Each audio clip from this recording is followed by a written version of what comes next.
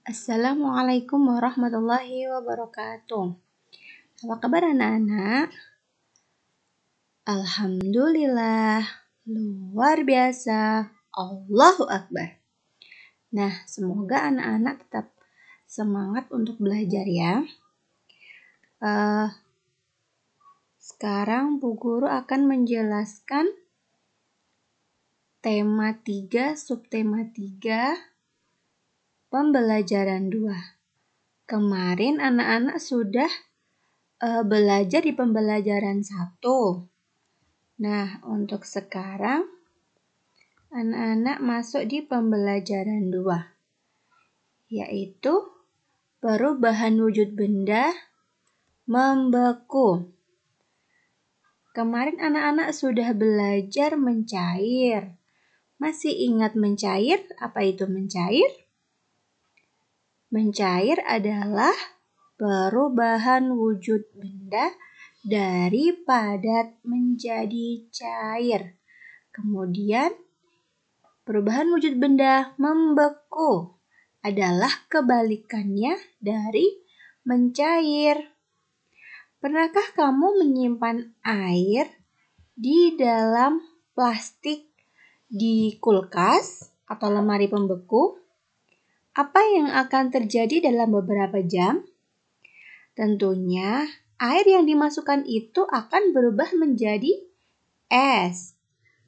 Meskipun kamu membuka ikatan plastik itu, ternyata es tidak akan tumpah. Nah, mengapa bisa demikian? Wujud air berubah dari cair menjadi padat. Perubahan wujud itu yang darinya cair kemudian berubah menjadi padat disebut membeku. Nah, anak-anak bisa menyebutkan perubahan wujud membeku dalam kehidupan sehari-hari? Ya, misalnya ketika anak-anak membuat agar-agar, itu kan dari air, kemudian didiamkan beberapa lama-lama atau dimasukkan ke kulkas, lama-lama akan menjadi padat. Kemudian ada brownies, anak-anak pasti sering memakan brownies. Nah, brownies itu adonannya itu cair, kemudian dikukus atau di-oven, nanti lama-lama menjadi padat atau beku, menjadi brownies atau bolu. Ya, paham ya anak-anak? Nah, kemudian ada pembagian peran. Di sekolah ada peran masing-masing. Contohnya di SD Nusantara ada guru yang mengajar sehari-hari di kelas. Ada pula kepala sekolah yang memimpin sekolah. Ada Pak Satpam yang menjaga sekolah. Ada juga petugas kebersihan yang selalu membersihkan lingkungan sekolah. Dan masih ada beberapa peran lainnya. Di sekolah kita juga sama dengan di SD Nusantara seperti itu. Ada peran kepala sekolah, ada peran guru mata pelajaran matematika, kemudian ada guru pelajaran tematik, guru tahsin, guru tahfidz. Kemudian di sekolah kita juga ada tim logistik atau di bagian dapur yang sering memasakkan makanan untuk makan siang kalian. Nah, itu contoh peran-peran yang ada di sekolah.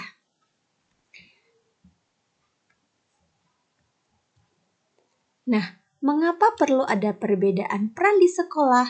Mengapa harus dibagi-bagi perannya? Kenapa harus ada kepala sekolah? Kenapa harus ada penjaga sekolah? Kenapa harus ada guru pelajaran?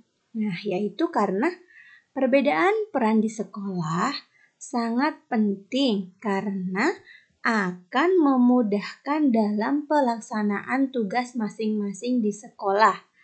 Nah, bayangkan jika hanya ada kepala sekolah saja, maka kegiatan belajar mengajar tidak bisa berjalan. Jika hanya ada guru saja, tentu tidak ada yang mengatur seluruh kegiatan di sekolah. Kemudian jika tidak ada Pak Satpam atau petugas kebersihan. Nah, dengan adanya perbedaan peran, itu setiap orang memiliki peran yang sesuai dengan kemampuan mereka dan bisa saling melengkapi dengan peran yang lain. Jadi kepala sekolah itu ada tugasnya sendiri, guru mata pelajaran ada tugasnya sendiri, penjaga sekolah ada tugasnya sendiri, tim dapur juga ada tugasnya memasak dan itu tugas mereka. Jadi semua peran itu mempunyai fungsi yang penting. Semua peran itu penting. Ya, jadi kita sebaiknya harus menanamkan sikap menghormati semua peran yang ada di sekolah. Nah, pembagian peran dapat juga dilakukan saat bermain. Nah, seperti anak-anak yang biasanya anak putra sering bermain sepak bola.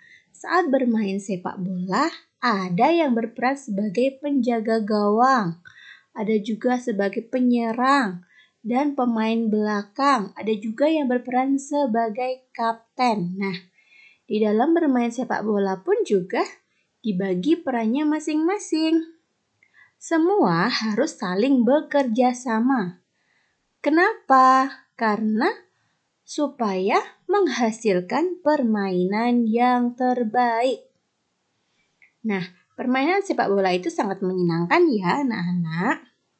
Nah, anak-anak belajar teknik menendang bola. Jadi ada 3 teknik menendang bola. Yang pertama yaitu teknik menendang bola menggunakan kaki bagian luar. Kemudian yang teknik kedua, menendang bola dengan menggunakan kaki bagian dalam. Itu bagian dalam ya, bukan luar lagi. Kemudian yang ketiga, teknik menendang bola dengan punggung kaki. Jadi ada 3 teknik. Yang pertama menggunakan kaki bagian luar, yang kedua menggunakan kaki bagian dalam, yang ketiga menggunakan punggung kaki. Nah, ada juga permainan mencair membeku. Pernah tidak anak-anak bermain permainan mencair membeku? Sebelum bermain, anak-anak silahkan lakukan pemanasan dengan membentuk sebuah lingkaran. Kemudian ada pemimpin di permainan mencair membeku ini. Saat pemimpin memberi aba-aba mencair, maka anak-anak harus berlari-lari, menendang bola ke sana kemari, mengejar bolanya. Nah, kemudian saat pemimpin memberi aba-aba membeku, maka anak-anak harus berhenti dan tidak boleh bergerak seperti membeku. Berhenti di tempat anak-anak masing-masing. Meskipun posisinya lagi duduk, lagi berdiri, silakan anak-anak membeku ketika ada aba-aba membeku. Kemudian saat pemimpin memberi aba-aba mencair lagi, silakan anak-anak mengejar bolanya, bermain bola lagi.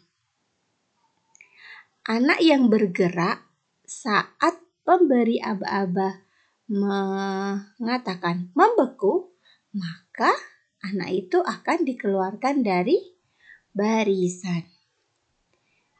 Ya, itu saja anak-anak yang Bu Guru sampaikan di pembelajaran 2. Semoga anak-anak bisa mengerti dan paham. Kemudian silahkan mengerjakan LKPD hari Selasa. Terima kasih. Assalamualaikum warahmatullahi wabarakatuh.